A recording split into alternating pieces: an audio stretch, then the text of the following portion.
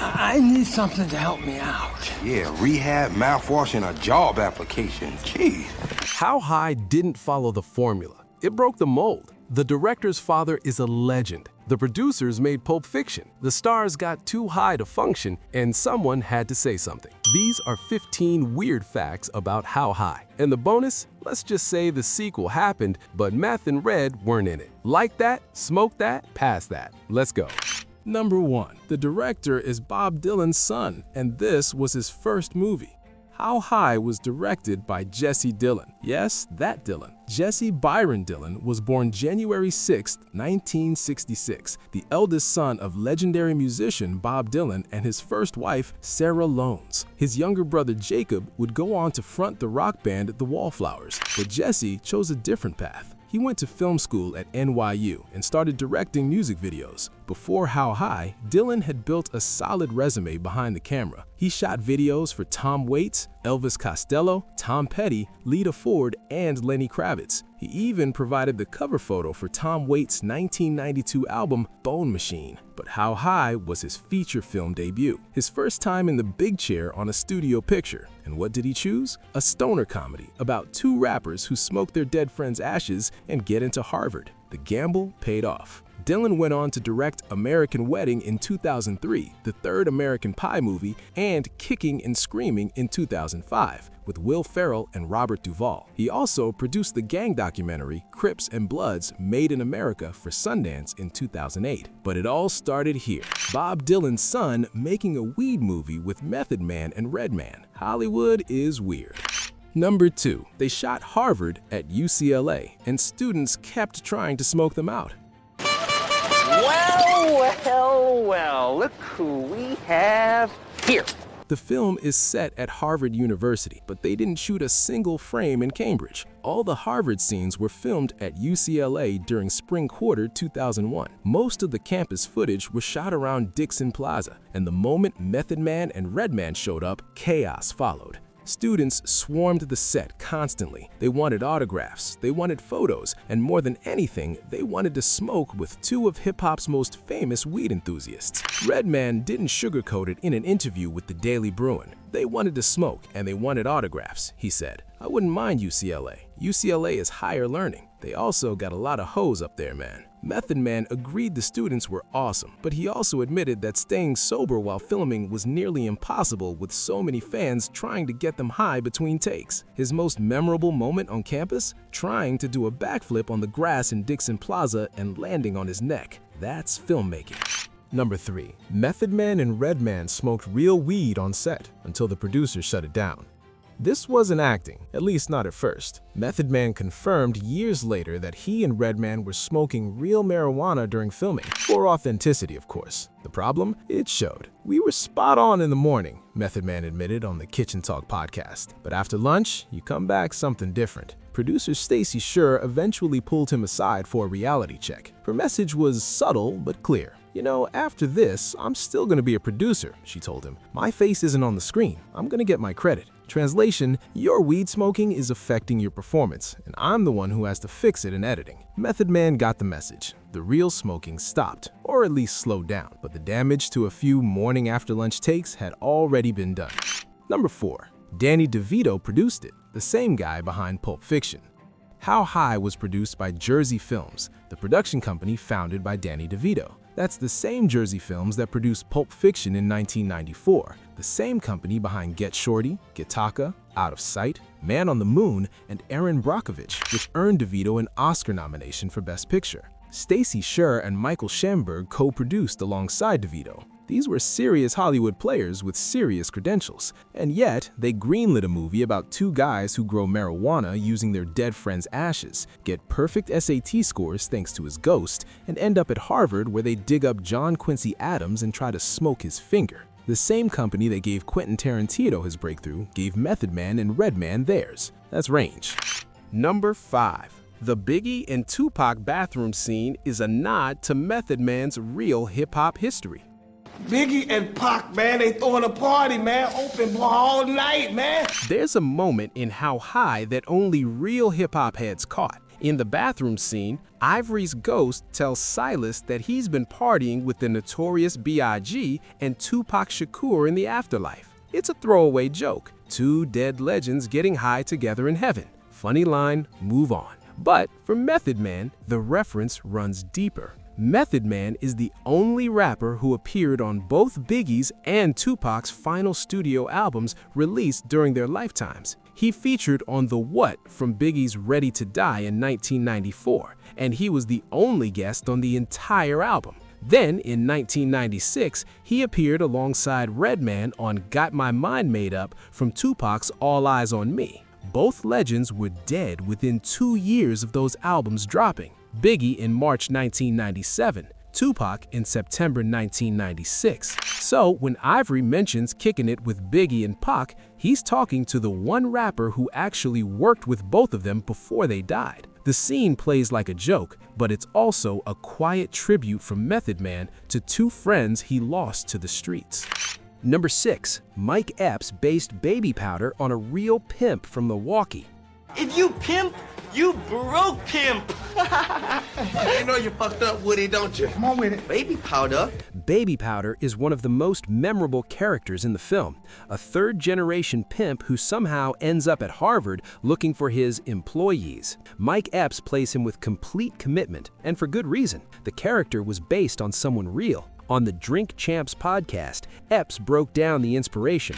Baby Powder's signature move was putting talcum powder on his hands before slapping people in the face. But the real guy? He used cocaine instead of talcum powder. He was from Milwaukee, and Epps knew him personally. That's the kind of detail you can't write in a Hollywood office. You have to live it. Epps had already made a name for himself playing Day Day in Next Friday alongside Ice Cube, but Baby Powder showed a different gear. Absurdist, over the top, and somehow grounded in reality. When How High 2 finally happened in 2019, Epps was the only original cast member to return. Method Man and Redman walked away, but Baby Powder came back. That character had legs and apparently a family tree of pimps stretching back generations. Number 7. Cypress Hill appears as themselves performing at a Harvard party.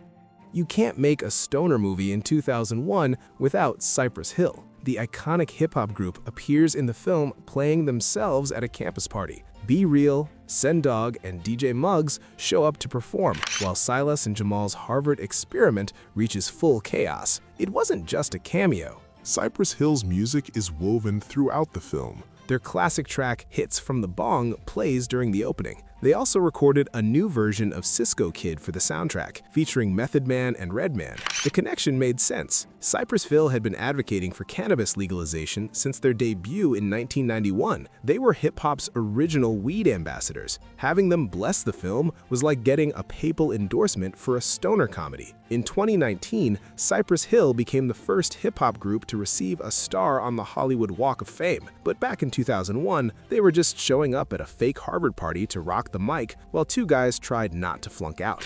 Number 8. Tracy Morgan has an uncredited cameo. Females is some chronic, and then we all gonna be coming. Blink and you'll miss him. Tracy Morgan appears in How High as Field of Dreams guy, and he's completely uncredited. No billing, no fanfare, just Tracy showing up for a quick scene and disappearing. At the time, Morgan was in the middle of his 7-year run on Saturday Night Live. He joined the cast in 1996 and wouldn't leave until 2003. The same year How High came out, he also appeared in Jay and Silent Bob's Strike Back. Morgan was building his resume one cameo at a time. A few years later, he'd land the role of Tracy Jordan on 30 Rock, a character partially based on himself, and become one of the most recognizable comedians in the country. But in 2001, he was just another funny guy doing a quick bit in a weed movie. No credit, no trailer, just work. Number 9. UFC legend Chuck Liddell has a blink and you'll miss it cameo. Tracy Morgan wasn't the only future star hiding in the background. Chuck Liddell, who would become one of the most famous fighters in UFC history, appears briefly at a party scene. He's credited simply as Tough Guy. No lines, no fight choreography, just presence. In 2001, Liddell was still building his MMA career. He wouldn't become UFC light heavyweight champion until 2005, but he was already intimidating enough to play muscle at a college party. Liddell's mohawk and knockout power would eventually make him a mainstream crossover star. He'd appear on Dancing with the Stars, Entourage, and countless talk shows. He became the face of the UFC during its explosion into the mainstream. But before all that, he was an uncredited tough guy standing in the background of a Method Man and Redman comedy. Everyone starts somewhere. Number 10. The How High song came out 6 years before the movie. The movie didn't create the brand, the song did. Method Man and Redman's track, How High, was released in August 1995, a full 6 years before the film hit theaters. It appeared on the soundtrack for The Show, a hip-hop documentary featuring interviews and performances from some of the biggest names in rap. The song was produced by Eric Sermon and marked the first official collaboration between Method Man and Redman as a duo. It reached number 13 on the Billboard Hot 100 and was eventually certified gold by the RIAA. That song established their chemistry. Two East Coast heavyweights, one from Wu-Tang Clan, one from Def Squad, trading verses about getting high and staying sharp. It worked so well, they built an entire partnership around it. In 1999, they released Blackout, their collaborative album. A remixed version of How High appeared on that record, and when the film finally came together, the song gave them a title, a concept, and a built-in audience. The film wasn't a cash grab, it was the logical conclusion of a partnership that started with a single track 6 years earlier. By the time cameras rolled, Method Man and Redman had already proven they could carry a project together. The movie was just the next step. Number 11. Lisa Turtle from Saved by the Bell plays the love interest. If Lauren looks familiar, there is a reason. Lark Voorhees, famous for playing Lisa Turtle on Saved by the Bell from 1989 to 1993, plays Silas's love interest. Lauren is a Harvard student who collects historical artifacts and ends up being the key to the film's Ben Franklin twist. Voorhees won 2 Young Artist Awards for her work on Saved by the Bell and was part of the original cast that carried over from Good Morning Miss Bliss. After the show ended, she appeared on Days of Our Lives, The Bold and the Beautiful, and In the House. She was also previously engaged to Martin Lawrence in 1993, though they called it off in 1994. By 2001, Voorhees was looking for film roles that showed her range beyond teen TV. How High gave her that chance. She holds her own opposite Method Man, playing the smart girl who sees past the stoner exterior. 20 years later, she returned to Bayside for the Saved by the Bell revival on Peacock, but in 2001, she was at Harvard, or at least UCLA, pretending to be Harvard, falling for a weed dealer with a ghost problem. Number 12. The film features one of Spalding Gray's final roles before his death. He's played by Spalding Gray, one of the most unique performers in American theater history. Gray was famous for his autobiographical monologues. Swimming to Cambodia in 1987 made him a cult figure. He sat at a desk and talked for 90 minutes about his experience filming the killing fields in Cambodia. No sets, no costumes, just a man telling a story. Steven Soderbergh later directed him in Grey's Anatomy. Jonathan Demme put him on screen multiple times. In Hollywood, Gray usually played doctors, lawyers, and intellectuals, uptight establishment figures who contrasted with his neurotic inner life. In How High, he's the professor watching Silas and Jamal turn Harvard upside down. It would be one of his last performances. In June 2001, Gray was severely injured in a car crash while on vacation in Ireland. The accident left him with a fractured skull and a broken hip. He struggled with depression and health issues in the aftermath. On January 11, 2004, Gray passed away. He was 62 years old. How High came out in December 2001, just months after his accident. Watching him play a befuddled Harvard professor opposite Method Man and Redman, you'd never know what he was going through. That's acting. Number 13. The soundtrack featured DMX, Ludacris, and Mary J. Blige. The film underperformed at the box office. The soundtrack held its own. Released December 11, 2001 through Def Jam Recordings, the How High soundtrack peaked at number 38 on the Billboard 200 and number 6 on the top R&B/hip-hop albums chart. The track list was stacked. DMX contributed Party Up, Up in Here, already a massive hit. Ludacris brought What's Your Fantasy. Mary J. Blige, Cypress Hill, and Limp Bizkit all appeared. There was even a Rammstein needle drop. Du Hast plays during a scene where Method Man tries to wake up Redman. Rockwilder composed the original score, blending hip-hop production with the film's comedic tone. The soundtrack worked because it wasn't just filler. These were legitimate hits from artists at the peak of their careers. DMX alone was one of the biggest rappers in the world in 2001. Having his track on the album gave How High credibility beyond the core stoner audience. Number 14. The movie won a Stony Award for Best Stoner Movie. Critics hated it, stoners loved it. How High won the Stony Award for Best Stoner Movie in 2002.